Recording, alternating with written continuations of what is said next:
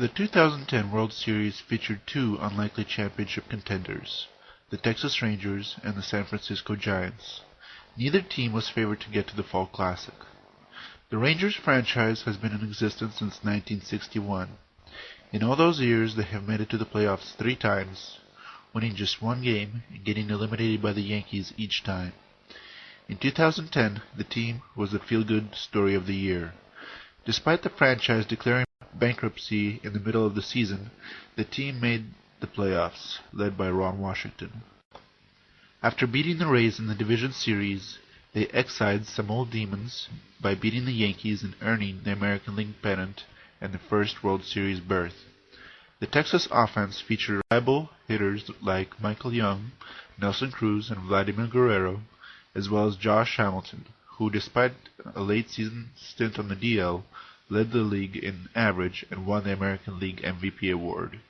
The Rangers pitching staff featured capable pitchers like C.J. Wilson, Tommy Hunter, and the rookie closer Neftali Perez. But the Rangers' biggest weapon was a mid-season pickup, Cliff Lee, one of the best pitchers in the game. The Giants had something to prove as well. The franchise has not won the championship since 1954, and never in San Francisco. In 56 years, they made the World Series 3 times, the last being a painful loss to the Angels. Unlike the 2002 team, this squad did not have the offensive weapons comparable to Barry Bonds or Jeff Kent.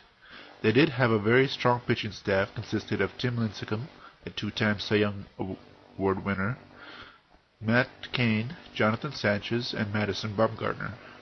Ironically, their highest-paid player, Barry Zito, was left off the World Series roster. Their offense featured established hitters like Aubrey Huff, Freddie Sanchez, as well as a hot rookie, Buster Posey. Also in the lineup was Edgar Renteria, the hero of the 1997 World Series. The rest of the team consisted of a successful combination of cast-offs and misfits. Game 1 of the series was scheduled for Wednesday, October 27th.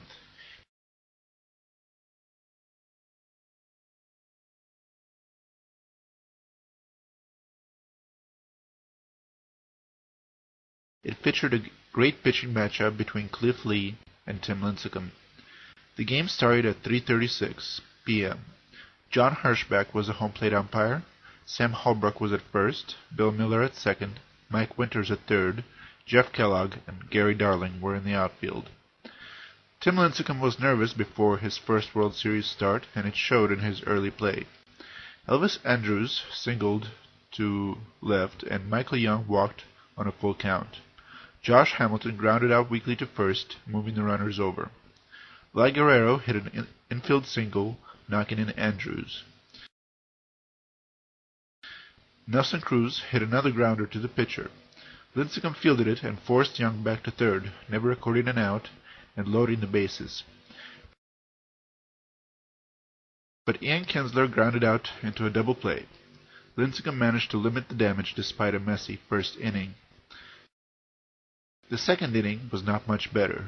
Bengie Molina, Lincecum's teammate earlier in the season, led off the inning with a single.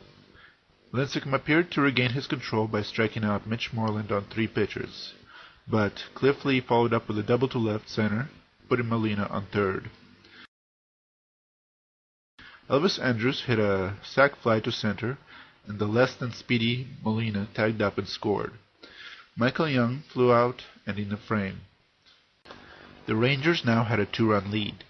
Cliff Lee, meanwhile, managed to keep the Giants off the scoreboard for the first 2 innings despite giving up a double in each frame.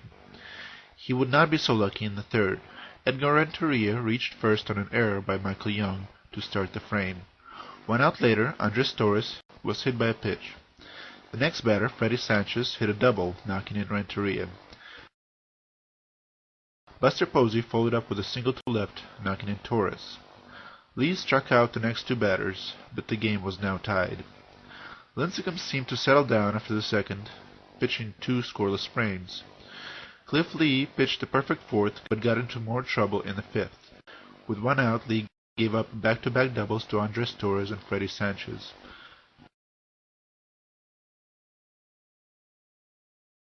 After striking out Buster Posey, he walked Pat Burrell. Cody Ross and Aubrey Huff followed up with 2 back-to-back singles, knocking in 2 more runs. This was the end of Cliff Lee, who was replaced by Darren O'Day. Juan Uribe, the next batter, proceeded to hit O'Day's third pitch over the left field wall for a home run. Edgar Renteria was hit by a pitch. Lincecum reached first on an error by Andrus. O'Day finally struck out Andres Torres. By then, the Giants had a 6-run lead. Tim Lincecum led off the 6th by striking out the first 2 batters, but Ian Kinsler drew a walk and Benji Molina hit a line drive to left, this one for a double. Kinsler scored. Mitch Moreland was next, hitting a line drive that struck Lincecum in the leg. Dale Murphy followed up with a grounder between first and second to knock in Molina. At this point, Bruce Bochy removed Lincecum in favor of Santiago Castilla, who struck out Elvis Andrus to end the frame. Alexio Gando pitched a scoreless 6th and 7th. Santiago Castilla did the same in his half of the 7th. Sergio Romo and Javier Lopez pitched the scoreless 8th.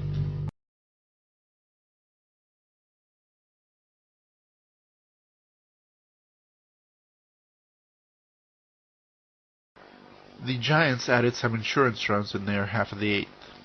Mark Lowe replaced Gando and immediately gave up a single to Edgar Renteria and a run-scoring double to Travis Ishikawa.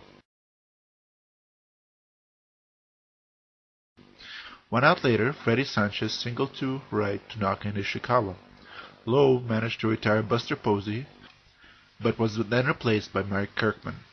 Kirkman gave up a single to Nate Shearholtz, which scored Sanchez. By the time Cody Ross popped out to short, the Giants had a 7-run lead. But the Rangers were not done and took the Giants' bullpen to task in the 9th. Ramon Ramirez gave up a single to Julio Barbon, who turned the hit into a double thanks to an error by Ishikawa. Elvis Andrus followed up with a walk. Ramirez retired Michael Young and was replaced by Jeremy Afeld. Facing Josh Hamilton, Afeld threw a wild pitch, allowing the runners to advance. Hamilton eventually walked.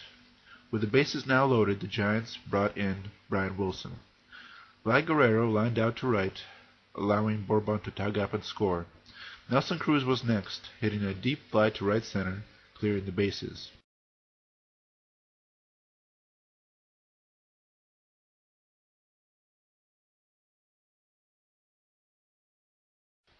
But the comeback would be cut short as Ian Kinsler flew out into right to end the game.